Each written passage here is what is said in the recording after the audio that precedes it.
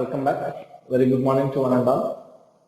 Yes, you all know that we have dealt with combination of cells in the earlier class. It's all about a series combination of cells, parallel combination of cells, and in what way we can connect these cells as a mixed grouping of cells. It means a few cells will be in series combination and a number of series cells will be in parallel combination. So we have dealt with three different types of combinations of cells.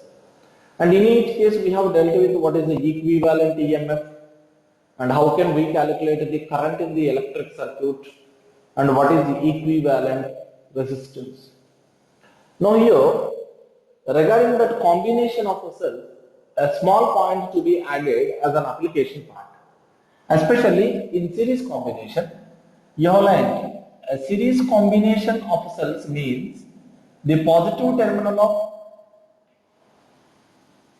first cell and here it is the negative terminal of the first cell. Now the negative terminal of the first cell will be given to the positive terminal of the second cell.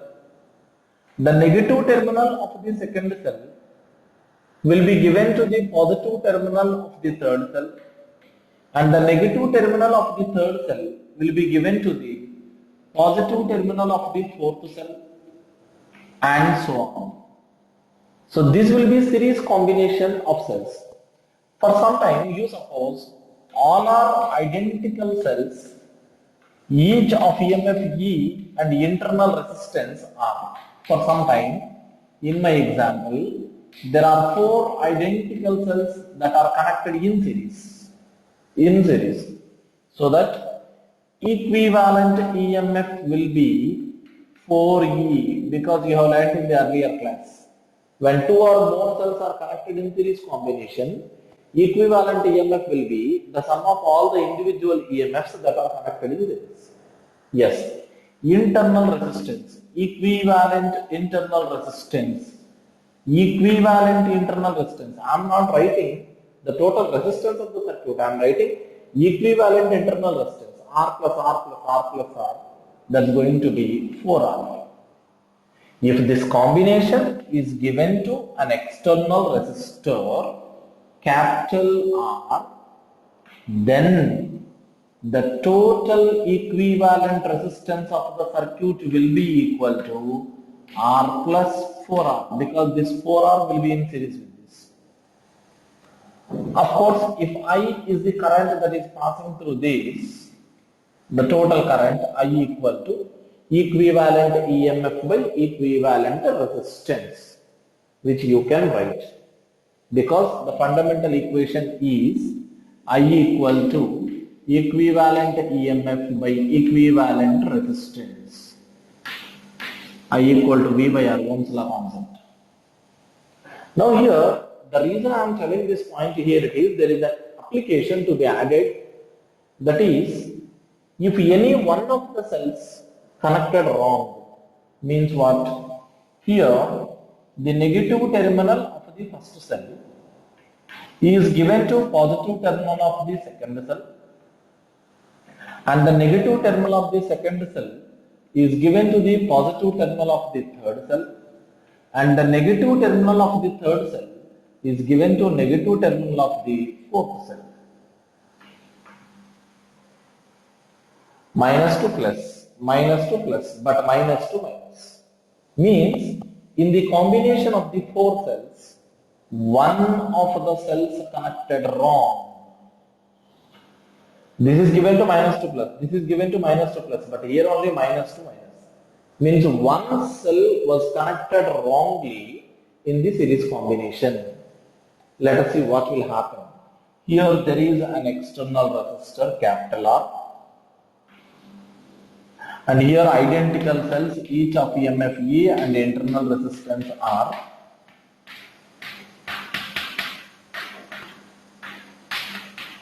Of course, one of the cells connected wrong. And you suppose I is the current in the electric circuit. As it is series combination, the current through every circuit element is the same. I is the circuit current here. Now here let us suppose this is P, this is Q, and this is A, and this is B. Let me So here let us write KVL for the loop PQAB. So for the path PQAB, let me write KVL, Kirchhoff voltage law equation. From P to Q, direction of current through resistor, high potential to low potential. So there is a potential drop, so minus IR. Next, here to here. See, this is an interesting point. While the current is entering here and then coming out of this cell like this, very interesting point. Here current is entering into this cell.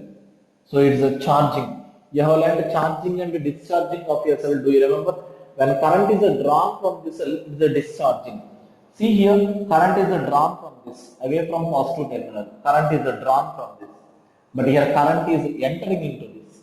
That is the reason why there is potential difference which is equal to E plus IR.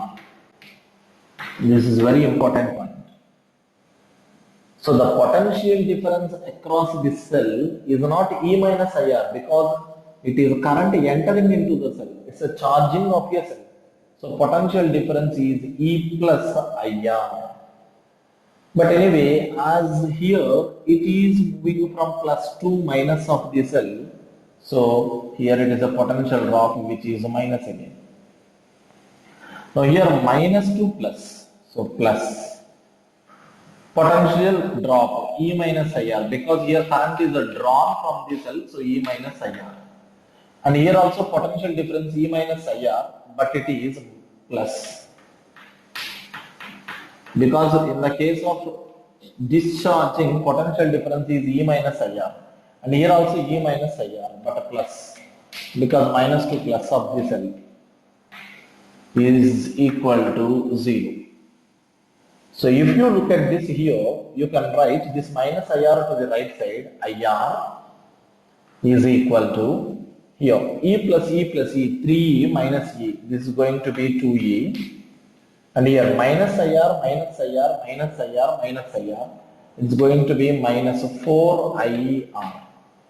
If you simplify this, you can write 2E equal to, take this 4IR to the side plus, then I common, I of R plus 4R.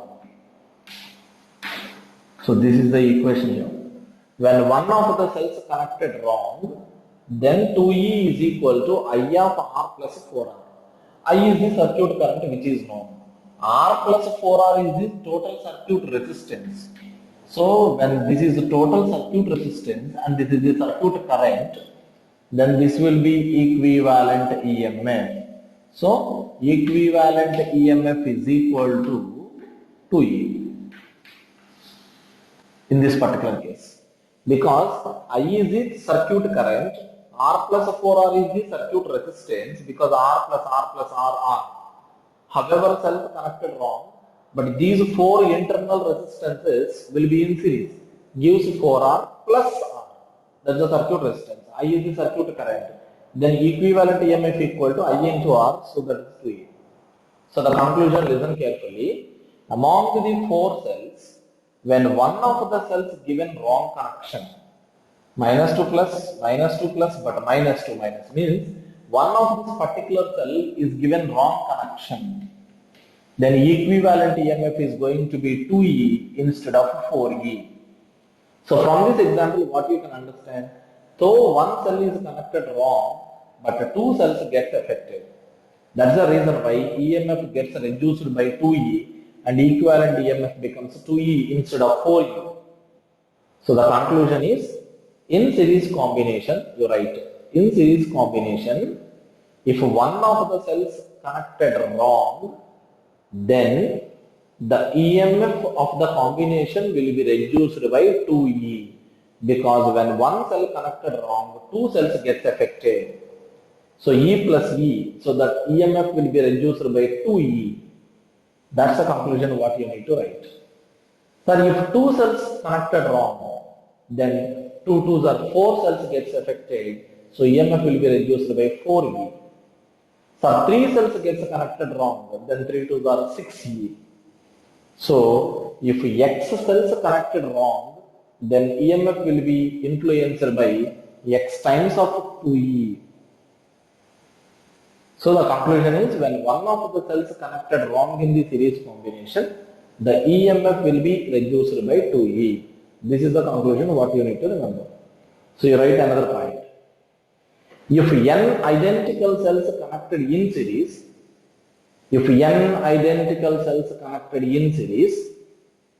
equivalent EMF is NE.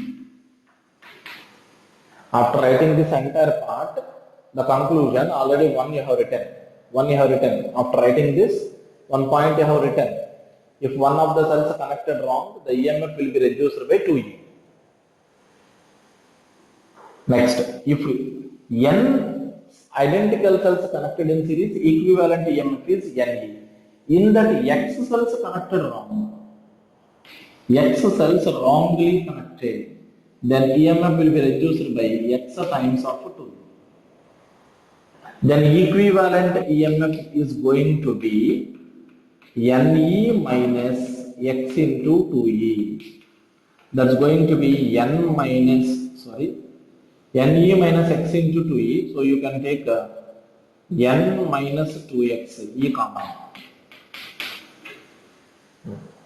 So if n identical cells connected in series, equivalent EMF NE, but X cells connected wrong, so EMF will be reduced by X into 2E, because for each cell 2E, X cells connected wrong, X into 2E. The new equivalent EMF will be NE minus X into 2E, then E common, that is N minus 2X into E. So this is a little more application with the series combination of cells. Note down.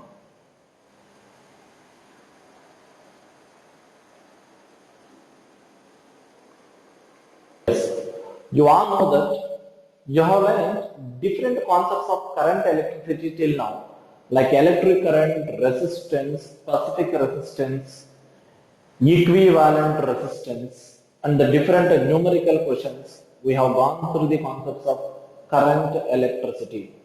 Now here we are going to initiate a different subtopic, which is heating effects of electric current. So this particular class is going to initiate a different subtopic of current, electricity, which is heating effects of electric current. So in the heading itself, you can understand the concept that what we are going to discuss. Heating effects means an electric current that is passing through a conductor can produce the effect of heat. So how the electric current can produce heat? You all know the concept of conservation of energy in the nature. Energy neither be created nor destroyed, but there is a possibility for conversion of one form of energy to other form of energy. If I am going to rub my hands, then my muscular energy first of all will be converting into kinetic energy because I am rubbing. Rubbing means moving my hands. So my muscular energy appearing in the form of kinetic energy of the hands. But such kinetic energy will be transformed even into heat energy also while rubbing. So ultimately my muscular energy is appearing in the form of kinetic energy of the hands and also the heat energy produced during the rubbing. This is how energy can be transformed from one form to another form. So here there is a conversion of energy, that is electrical energy to heat energy. So while dealing with the heating effects of electric current, what you need to understand, there is a transformation of energy according to conservation of energy.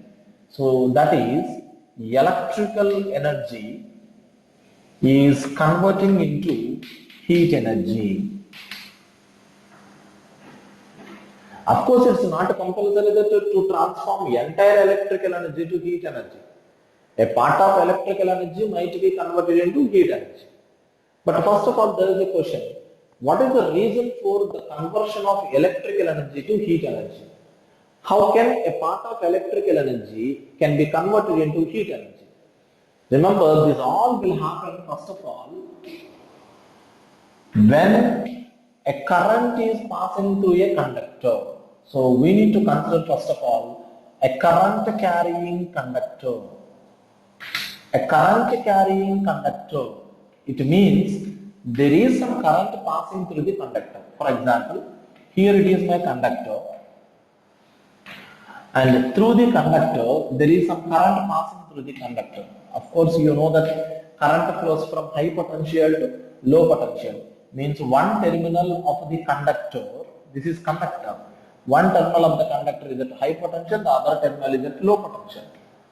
This is all possible, of course, when you have connected your conductor across a cell or battery whose voltage is V through a switch and ammeter, of course. So here, whenever there is current passing through the conductor, you know that the electrons will collide among themselves, and even with the lattice of the atoms, with the lattice structure of the atoms, the electrons may collide within the conductor. So during that collisions, a part of electrical energy can be converted into heat energy. You know very well the nature of the conductor to cause obstacles for the electron flow due to the collision of electrons among themselves or with the lattice of the atoms is nothing but the property of conductor called resistance. So due to the nature of the conductor known as resistance, we can expect the collisions of electrons with the lattice of the atoms. So during that collisions, a part of electrical energy converting into heat energy. So the point that you need to note down here it is, the heating effects of electric current through a current carrying conductor is all because of the property of a conductor, which is resistance of a conductor causes heating effects. So this is the basic fundamental property of a conductor that causes heating effects through a current carrying conductor. So the conclusion is, whenever there is a current passing through a conductor, due to the collision of electrons among themselves or with the lattices, a part of electrical energy converts into heat energy. This is known as heating effects of electric current. And this property, this heating effects of electric current was observed with a conductor is all because of resistance of a conductor. This is what you need to understand.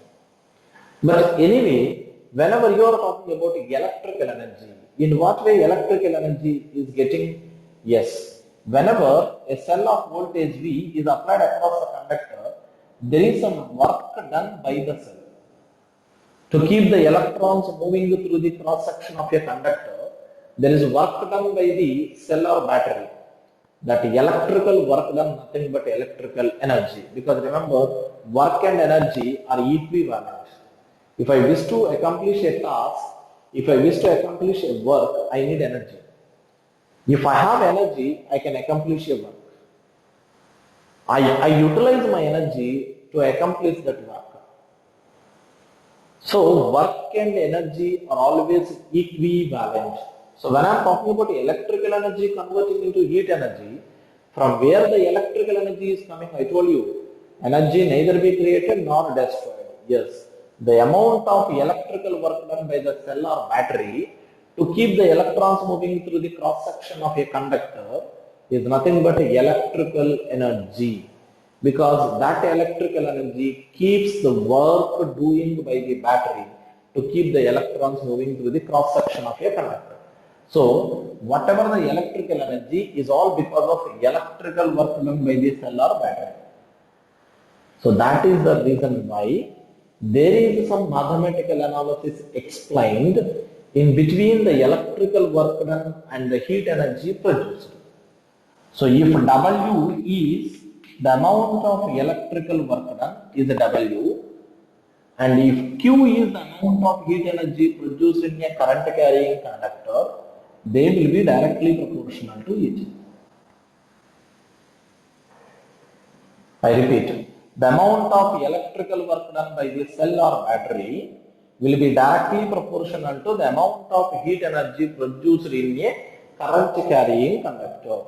This is the mathematical relation that was introduced by Joule, so it is familiar as Joule's law of current electricity.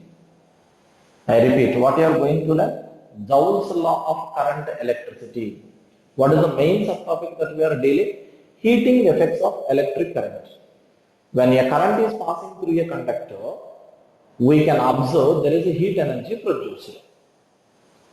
A part of electrical energy can be produced into heat energy due to the property of a conductor known as resistance. This is all because of collision of electrons among themselves or with the lattice of the atoms. A part of electrical energy converts into heat energy. And here, whatever the amount of heat energy that is produced in a current carrying conductor will be depending on the amount of electrical work done by the battery. Because whatever the electrical energy developed because entirely electrical work done by the cell or battery. So the statement of Joule's law in current electricity is the amount of electrical work done will be directly proportional to the amount of heat energy produced. Q is the amount of heat energy. Small q represents the charge, capital Q represents heat energy. W is amount of electrical work done. So that this amount of electrical work done W equal to, when I remove proportionality putting equal to, there should be some proportionality constant which is J into Q. Here J is proportionality constant and it is known as Joule's constant. J is a proportionality constant and it is known as Joule's constant, remember. Of course, if you wish to write a formula for Joule's constant, J equal to W by Q.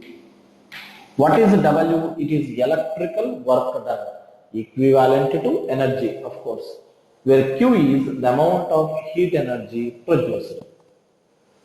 Usually, energy will be measured in terms of Joule, electrical energy, and heat energy will be measured in calorie. So the unit of J is Joule per calorie. This is a very interesting thing. Listen carefully. Usually while writing units, either we follow MKS units or we follow CGS units. But interestingly, while writing the value of J, there will be combination of MKS and CGS units. Work done, electrical work done or electrical energy will be measured in Joule and heat energy measured in calorie. Actually, calorie is the CGS unit of heat energy and Joule is the MKS or SI unit of electrical work done. So usually Joule's constant will be mentioned as Joule per calorie. That's the point what you need to understand. And here this Joule's constant value is approximately 4.18 Joule per calorie. 4.18 Joule per calorie. Joule is the SI unit of energy. Calorie is the CGS unit of heat energy. So Joule's constant value is 4.18 Joule per calorie. This is the point what you need to understand. So here the very interesting point is Joule's law of current electricity. The amount of heat energy produced in a current carrying conductor will be directly proportional to the electrical work done. So the W equal to J into Q, where J is proportionality constant, known as Joule's constant. J equal to W by Q. That is equal to 4.18 Joule per calorie. For example, if you wish to write both of them in CGS units only, MKS units, both work done and heat energy, electrical work done and heat energy, both you wish to write in the same system of unit, then here 1 calorie is equal to 4.18 Joule. I told you J equal to 4.18 Joule per calorie. Then this is equal to 1 calorie equal to 4.18 Joule, I told you, then this is 1. J equal to 1. When electrical energy or electrical work done in the SI system, if you have written in SI system, and heat energy also you have written in SI units, then J value is 1. Very, very, very interesting. While writing formula W equal to JQ, if heat energy measured in terms of Joule, which is SI system, heat energy is measured in terms of Joule, which is SI system, and work done also expressed in SI system, which is Joule, then J value is equal to 1. If not, this is one way.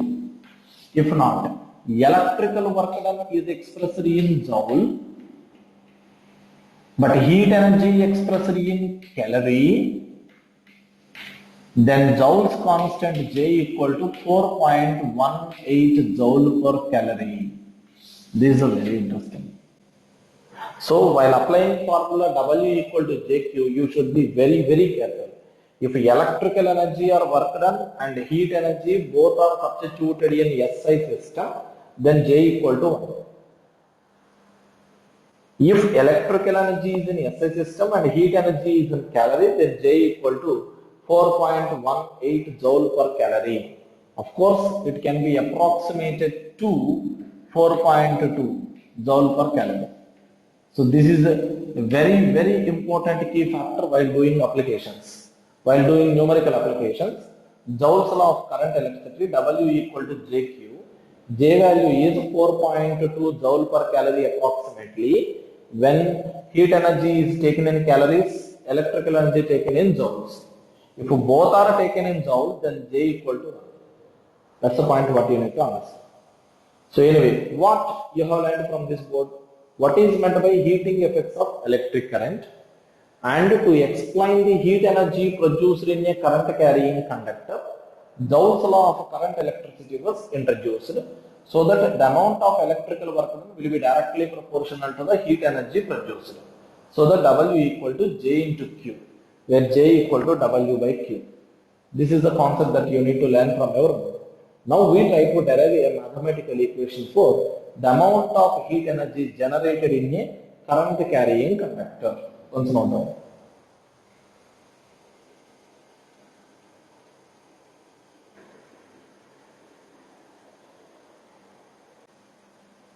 So here, to measure the amount of heat energy produced in a current carrying conductor, we have Joule's law of current electricity, W equal to J into Q. So that here W is electrical work done. You are sure, I think, electrical work done W is equal to V into Q, where V is the potential difference and Q is the charge flow, because you have learnt already electric potential or potential difference V equal to W by Q. If you wish, once you refer electric potential class, V equal to W by Q, then W equal to VQ. Electrical work done W equal to V into Q, where V is the potential difference of the battery, voltage of the battery connected, Q is the charge flow through the cross section of conductor, is equal to J into Q. But here only V into Q equal to IT.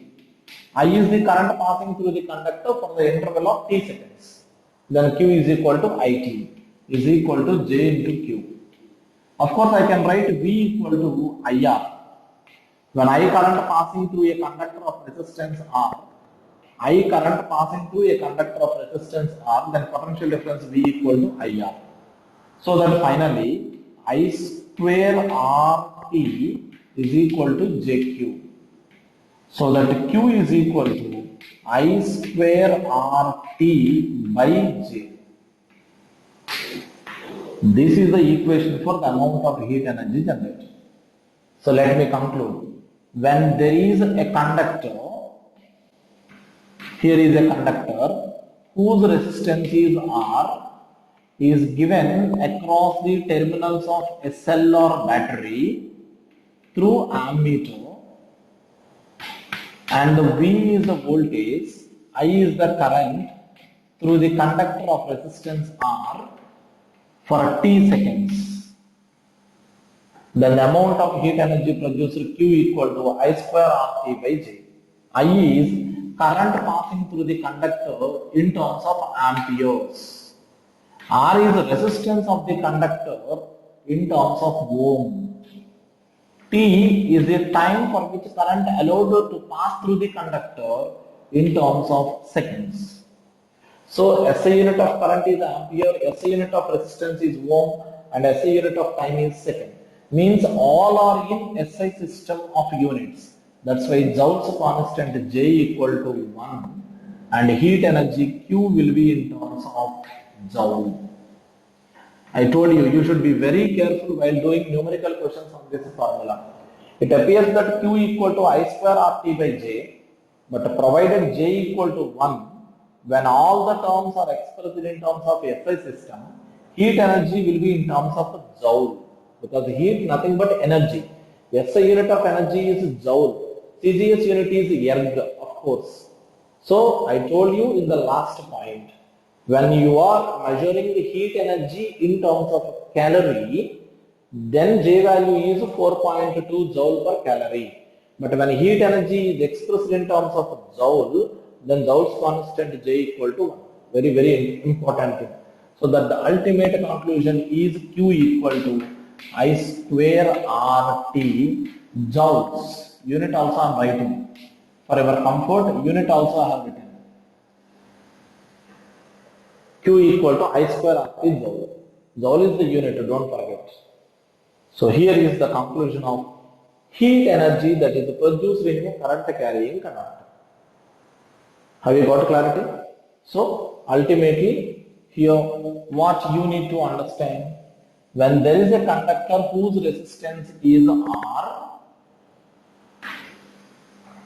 through which current is passing I for the interval of t seconds, then heat energy produced in a conductor varies directly proportional to square of the current flow, because Q equal to I square RT. When I increases, Q also increases. That's why Q proportional to I square. And the heat energy produced in a current carrying conductor varies directly proportional to resistance, because if resistance increases, Q value increases. And the amount of heat energy produced in a conductor varies directly proportional to the time for which current flows through the conductor. So the amount of heat energy produced in a current carrying conductor of resistance R depends on 3 points. One is square of the current flow through the conductor, second resistance of the conductor, and the time for which current flows through the conductor. These are the 3 factors that can influence the heat energy produced in a current carrying conductor. Keeping the resistance same, allowing the current for same interval of time, but you have increased the current passing through the conductor, then heat energy will increase automatically. You have not changed the resistance, you have not increased the time for which current flows through the conductor, but you have increased the quantity of current that is passing through the conductor, then automatically heat energy will increase, because it varies directly proportional to the square of the current flow. It varies directly proportional to the resistance of the conductor. It varies directly proportional to the time for which current flows through the conductor. So the amount of heat energy produced in a current carrying conductor depends on 3 points. One is square of the current flow, second one is resistance of the conductor, third one is the time for which current passing through the conductor. This is the point what you need to understand. Of course, there are many more electrical devices that we have which works on the principle of heating effects of electric current. You take our electric bulb. I am not talking about this fluorescent lamp. I am talking about usual incandescent bulbs. Filament bulbs, in our language to understand, filament bulbs works on the principle of heating effects of electric current, because there will be a thin wire known as a filament in the bulb. When current is allowed, then the current will passing through that wire known as the filament wire. Then due to the heating effects, the wire will burn out. As the wire burns, it will produce heat energy, simultaneously light energy. That's why the bulb glows. When the current is passing through the filament of the bulb, due to its high resistance, then greater amount of heat energy will be produced. That amount of heat energy produced makes the filament wire to burn and will produce heat energy simultaneously, light energy. That's why bulb appears to glow. So our filament bulb works on the principle of heating effects of electric current. Next one, electric cooker. In electric cooker also, electrical energy converts into heat energy. Electric iron box, electrical iron box, where electrical energy will be converted into heat energy. But either in electric cooker or in electrical iron boxes, there will be a coil of metal wire with greater resistance. The reason to collect greater resistance is to produce greater amount of heat energy. That's why usually either in electrical cookers or in electrical iron boxes or our water heater, water heater, we use the usual water heater at our home. So all these contains a coil of wire with greater resistance.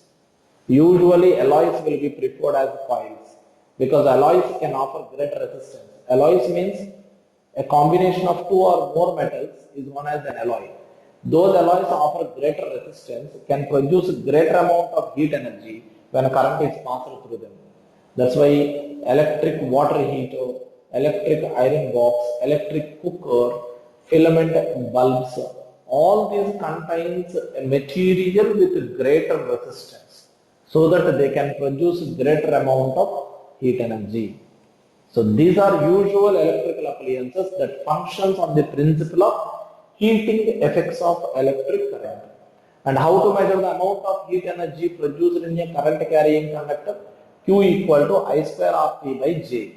If J equal to 1, then you will get amount of heat energy will be in terms of joule, provided I is in amperes, R is in ohm, T is in seconds.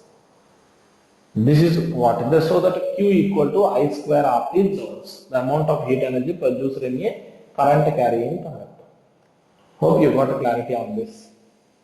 Shall I conclude this? So what topic you have learned till now? Heating effects of electric current. And especially when a current of I amperes passing through a conductor of resistance R ohm for T seconds, then heat energy produced Q equal to I square RT. Of course, if you want, this I square RT can be written as IR into R into T. So that you can write as VIT because IR is equal to V. So even you can write Q is equal to V into I into T, where V is the potential difference across the conductor, I is the current passing through the conductor, T is the diameter for which the current flows. I repeat, V is the potential difference across the conductor of resistance R, through which I current is passing for T seconds. Then heat energy produced Q equal to V into I into T also you can write, because IR equal to V. So here it is IR into I, because I square R will be written as IR into I. So this is all about the heating effects of electric current for today's class. So in the next class, we discuss a little more concepts of current electricity. Meanwhile, once you go through this content properly, make a notes of it and make sure that you are up to the mark with each and every concept of the class, and don't forget to refer the textbook. Take care.